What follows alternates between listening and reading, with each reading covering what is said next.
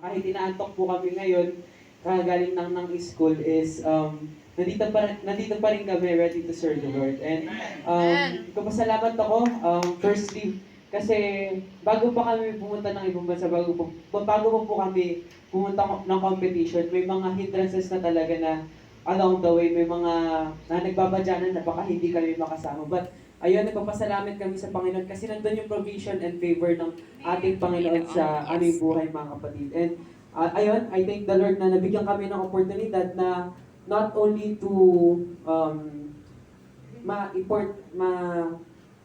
tawag dito, ma-represent ang aming school, ma-represent ang Taguig, but also the whole country, mga kapatid. And ayun po, nagpapasalamat kami na dahil sa inyong nagpapasalamat po kami sa inyong support and also from the prayers that na inihandog niyo sa aming team, mga kapatid. Because ayun po, we are glad to say na kami po ay nagkamit ng champions, mga kapatid, sa aming competition. And ayun, all the glory belongs to the Lord. And nagpapasalamat na kami, mga kapatid, na hindi lang yun but also the safety na binigay sa amin ng aming Panginoon papunta and pabalik sa bansa, mga kapatid. And again, all the glory belongs to the Lord, mga kapatid, and patuloy po tayong magpasalamat sa Kanya.